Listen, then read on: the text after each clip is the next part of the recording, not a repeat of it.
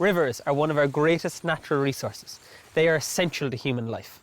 They provide us with an amazing amount of benefits, such as clean drinking water, food, communication, transport, and they also benefit our mental health, as well as providing many other amenities. Flooding is a natural process. It is something that has happened for millennia. Now, in the past, this was seen as a great benefit, because when a river floods and it breaks its banks, it actually deposits all of the soil that is carrying all of the silt, the alluvial silt, onto the land. This increases the land's fertility. Since the 1960s, there have been incredible changes in land use in Ireland. We have drained our wetlands, we've destroyed our bogs, we've cut down our forests and our wet grasslands to change them into ryegrass pastures. Now, this has all compacted the soil. We've also, during this time, increased the amount of urban development in our areas and have built upon our floodplains. These have all changed how water enters the river and how quickly it enters the river, and thus increased flooding. All of these changes have increased the speed at which water enters our rivers. Now, when rivers overflow, they have nowhere to go as we've built upon our floodplains. To defend against this perceived threat of our own making, we have begun to employ hard engineering. We have dredged our rivers, we have drained them, we have created culverts and dammed them. All of this hard engineering fixes the problem in the short term and also in the local area, but can actually exacerbate the problems downstream by pushing this problem now down the river. By pushing this problem downstream, we've now created a continuous cycle of more walls, more dredging, more walls, more dredging. For too long, rivers have been seen as drains in Ireland, as places to culvert, to dredge, to drain, to dump. We've seen them as threats to life and property and disregarded all of the incredible benefits we gain from our rivers. We've lost our connection to nature and to our rivers. But there is another way: natural flood management. Natural flood management is a catchment-wide approach to flood management. It involves restoring a landscape's natural ability to reduce water flows and regulate flood risk. Natural flood management is very important. It's a relatively new soft engineering technology that has swept across much of Europe but is yet to come and be implemented in Ireland. And what natural flood management will hopefully achieve will be to assist in flood events that happen in Ireland on smaller upland rivers. And what it will do will basically slow down the floodwaters as they happen and take longer for it to reach the channel and longer for it to reach the villages and the towns. This integrated approach is much more than just flood protection. It provides multiple benefits to society, such as clean water, nature conservation, recreational space, and other amenities. Natural flood management is a holistic approach. It allows our rivers to be used for much more than just drains for human society. Natural flood management is not a one-stop shop for all of our flooding needs. It is not a silver bullet. There are times when hard engineering will be needed, but hard engineering should not be the first option. It should be the last resort. Natural flood management has been shown to work worldwide.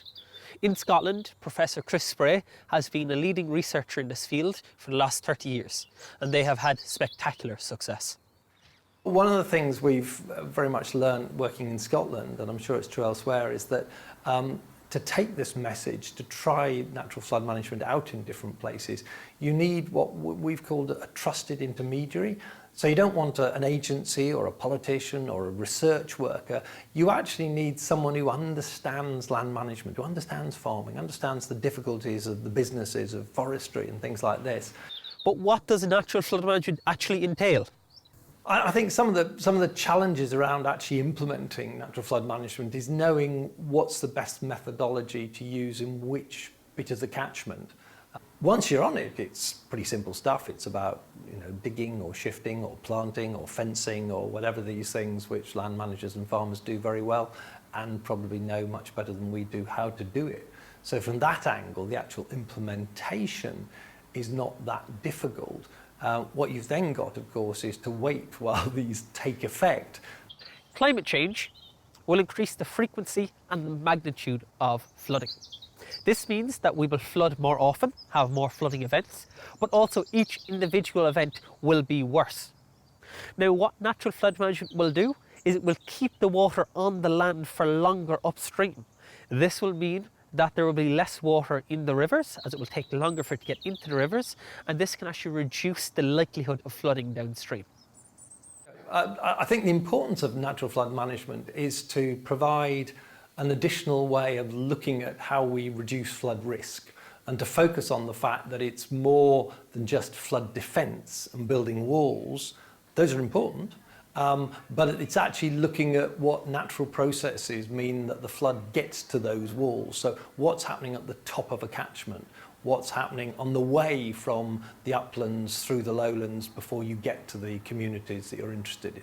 I think that's the key thing about natural flood management. It gets people to realise that floods have an origin, they've got a pathway to get there, and we can take action all the way along there to actually help reduce flood risk. Now we come to the crux of the matter. What you can do to help push for natural flood management to be used in our rivers. Firstly, you have to talk about it. Let's bring this idea into the social consciousness, because an idea only gets acted upon when people begin talking about it in society. Next, most importantly, you must email your local representatives. Speak to your TDs, speak to your local councillors, email them, make yourself a nuisance. Let them know that this is an election issue. If they do not push forward the idea of natural flood management, they will not get your vote.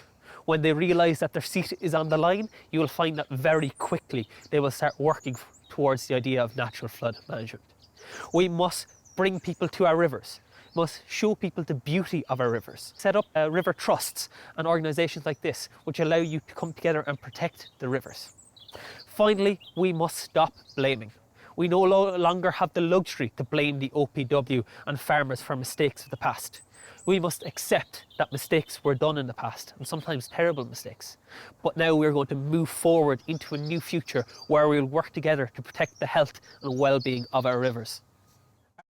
Our rivers are one of the greatest natural resources we possess, but they will not stay that way if we continue to treat them as drains. We must change this idea and allow rivers to continue to be a benefit now and into the future.